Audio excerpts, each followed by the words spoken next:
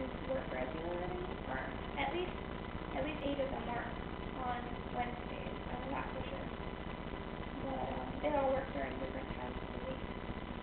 And where I have the little A here pointed, and again, all these photos will be on the website, so you can see it a little more clearly.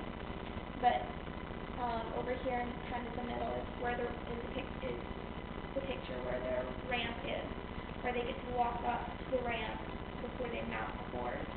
We don't have them mount from the ground. We have them do it's called an assisted mount onto the horse. It's a little more. I'm kidding. It's a lot more safer than just having them mount from the ground. And far to the right here is basically just the rink, or the arena where they ride.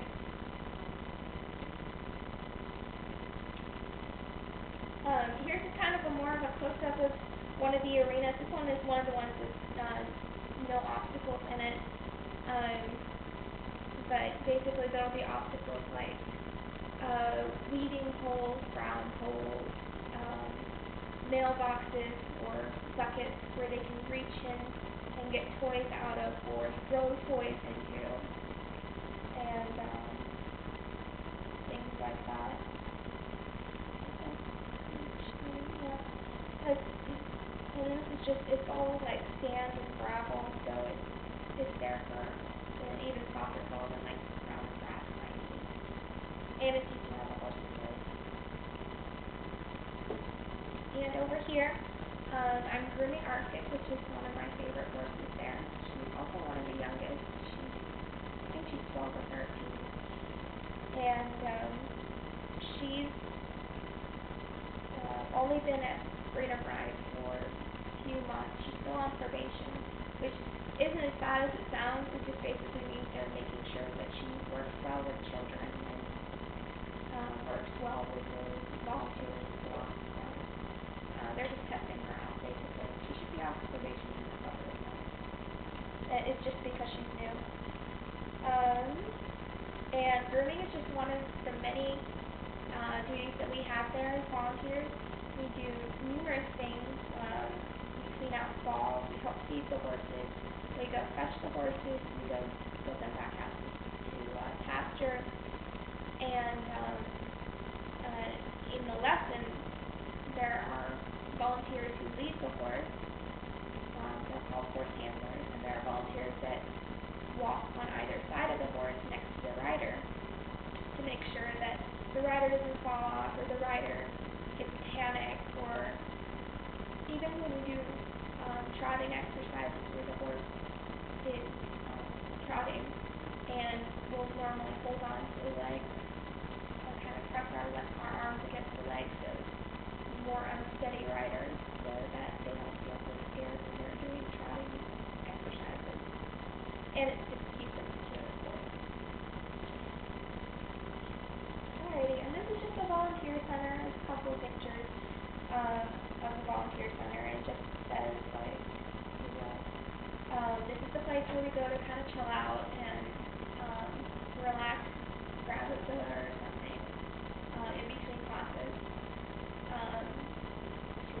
We don't get a whole lot of time to do that, but that's where we can go if we need to. It is also the place that during the classes, because only the classes that I'm involved in, only one student can go into the arena at a time with their horse. So the other 6 or 7 students stay inside the volunteer center and are taught with a specific therapist or psychologist, where they'll have little lessons like coloring certain things, memory exercises, etc. And I don't have pictures of the group therapy at Freedom Ride, but I do have one picture of the group therapy when at the center I used to work in Singapore. They're called the Riding for the Disabled Association of Singapore, and they're almost completely identical to Freedom Ride. They just have certain like different regulations and stuff. So it was a very smooth transition from one to the other for me. But their arena is much bigger, and their arena also has a roof. So it gets really hot out at Freedom Ride. didn't have to worry about that so much in Singapore. But they're both still really nice.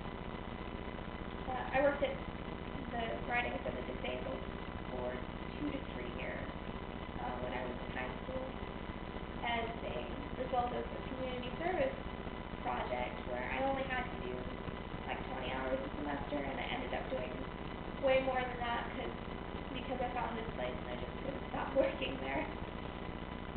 And this is just the last page. It's just a thank you, specifically to Dr. McKinney. I'll just read it aloud.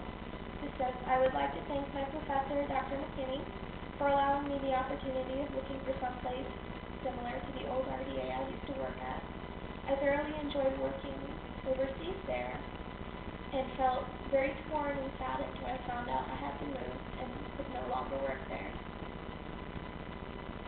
This project allows me to find a place very similar and not only fill a need for freedom rides, but to fill a personal need in my heart that had been left empty since I left my old RDA.